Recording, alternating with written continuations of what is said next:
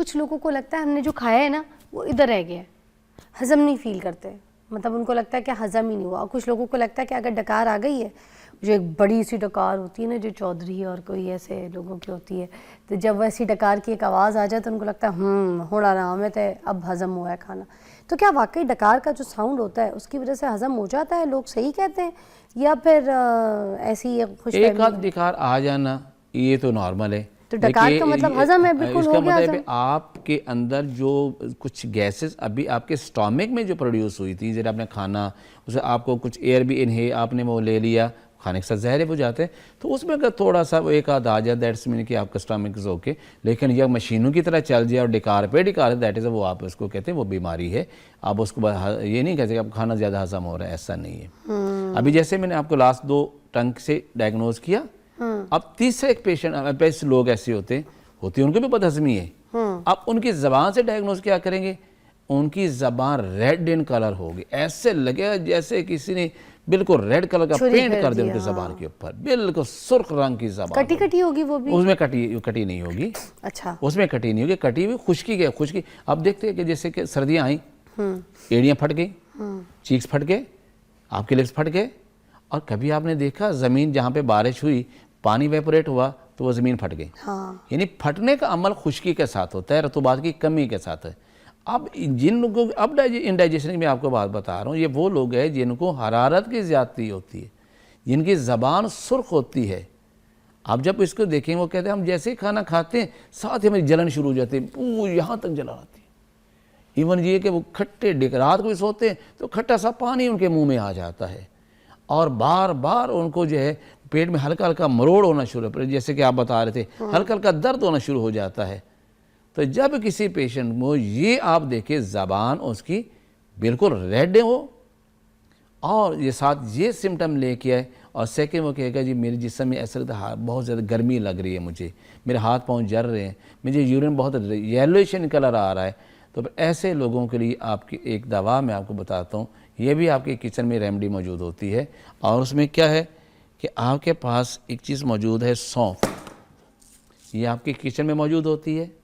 ایک چٹکی, زیادہ نہیں, 1 کپ پانی میں ڈالیں گے, اور یہ زیرہ سفید کچن میں موجود ہے, 1 چٹکی آپ یہ ڈال لیں گے.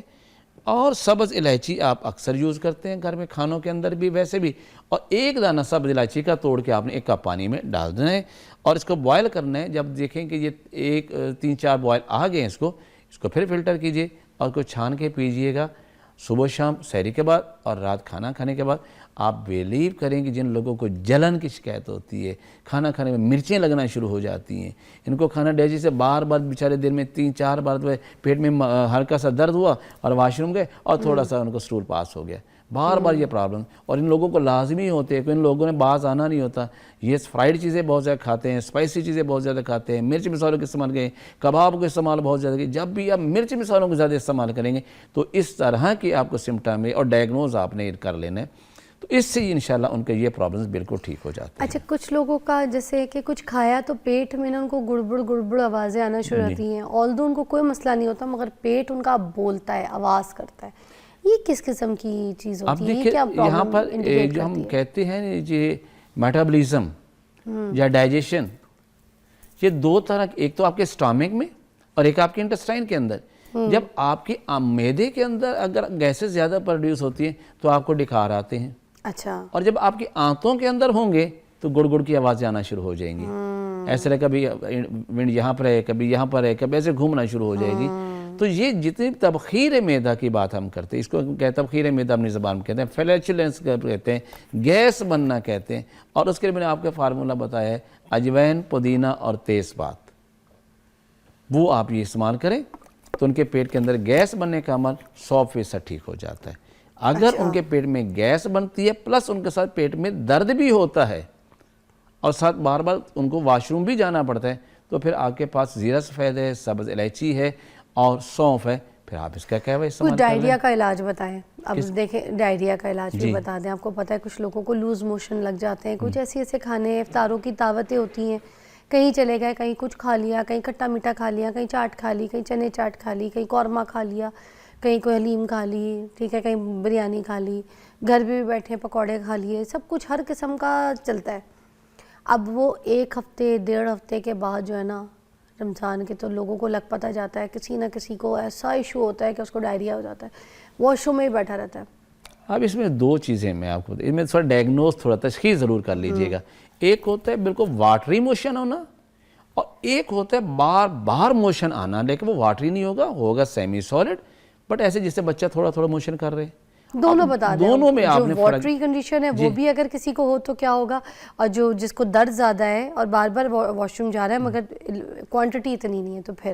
اب جن کو تو واٹری موشن آ رہے ہیں نا, جیسے میں نے پیچھے بتا رطوبات کی زیادتی, اگر وہ نسخہ جو استعمال کریں گے, جن کی زبان ان کی ایسے دیکھیں ان لوگوں کی زبان بھی سفید ہوگی, انڈائجیشن کے پرانے مریض ہوں گی, اور ان کو صرف دار چینی کا قہوہ آپ وہ ان کو دیں.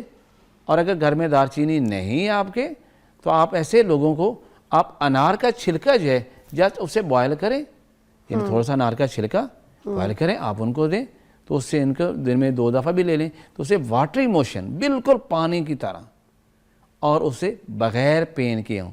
تو یہ جو جس ہم اپنی طب کی زبان میں اسہال کہتے ہیں, آپ اسے ڈائریا کہہ رہے ہیں, واٹری موشن, تو یہ صرف اور صرف دار چینی کے قہوہ اس سے ٹھیک ہو جاتے ہیں, بالکل سنگل اس ایک ریمیڈی سے بس. اور پھر اس میں کھانے کی پرہیز کیا ہے؟ لوگ کہتے ہیں نا یہ مت کھانا وہ مت کھانا, کیا کھا سکتا ہے انسان؟ کھانے میں یہ سارا دن پھر یہ بھی کہا جاتا ہے ان کو کہ فاقہ کرو, کچھ کھانا نہیں ہے. ایسے لوگوں کو کھانے میں انتہائی سمپل ڈائٹ پہ جانا پڑے گا, پیٹ بالکل ہلکا رکھنا پڑے گا. اور پھر ایسے لوگوں کو میں یہ کہتا ہوں کہ آپ نے دودھ اور دودھ سے بنی ہوئی اشیاء ٹوٹلی طور پہ بند کر دیں. چائے بھی نہیں؟ بالکل بند کریں گے. آپ اسے قہوہ لیں, چائے کی پتی کا قہوہ لیں گے تو وہ ٹھیک ہو جائے. اب روزہ بھی تو رکھنا ہے نا انہوں نے. اچھا جی, ہم یہ پوچھ رہے تھے اگر کسی کو اسی طرح سے لوز موشنز بہت ہو گئے اور زبان بھی اس کی لال ہے, جی ٹھیک ہے, اور اب اس کو یہ ایشوز ہے, تو وہ سحری اور افطاری پھر کس طریقے سے مینیج کرے گا؟ کیا کیا کھا سکتا ہے, کیا کیا نہیں کھا سکتا؟ جی بالکل. ایک تو یہ ہے کہ ان کو ٹوٹلی طور پہ ایسے لوگ جن کو معدے میں گرمی ہو جاتی ہے, جن کو زبان سرخ ہوتی ہے, جن کو بار بار موشن آ رہتے ہیں, پیٹ میں درد اور مروڑ اٹھ رہے ہوتے ہیں, ایسے لوگوں کو میں یہ کہوں گا صبح ناشتے میں جو کا دلیہ استعمال کریں. جو کا دلیہ لیکس کر لیں, گندم کا دلیہ لے کے کم از کم سالن اور روٹی کو کچھ دنوں کے لیے اوائڈ کرنا پڑے گا انہیں. اور چاول, کھچڑی, چاول ہے, کھچڑی ہے, سابودانہ ہے, اب یہ چیزیں وہ استعمال کر سکتے ہیں. بالکل کھا سکتے ہیں. سابودانہ تو دودھ میں بنتا ہے, یعنی تو پانی میں بنا لیں آپ.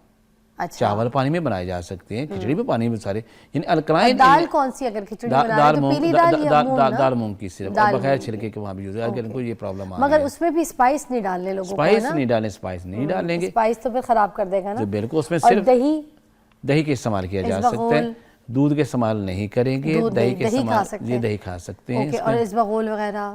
ہاں, اگر یہ ہے کہ ایسے, پھر میں ایک تھوڑی سی اس کے بارے میں وضاحت کر, لوگ اسبغول کو سمجھتے ہیں کہ یہ آنتوں کا لیے بہت اچھی چیز ہے.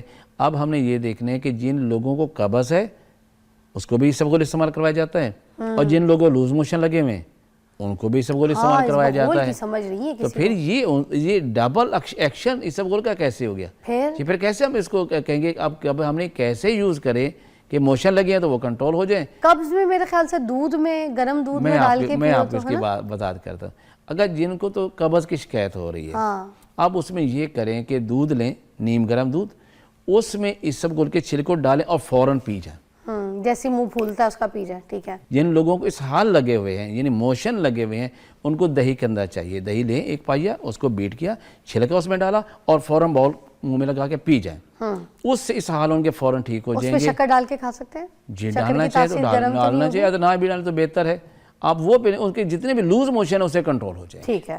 اور جن لوگوں کو اب لگے ہوئے ہیں کہ یعنی جن کو قبض کی شکایت ہو رہی ہے, اب وہ کیا کریں؟ وہ سمپل پانی لے لیں یا نیم گرم دودھ لے لیں, اس کے اندر چھلکا ڈالیں اور اس کو ویٹ کریں کہ وہ پھول جائے, تاکہ ایز اے لوبریکینٹ وہاں پہ وہ کام کرے.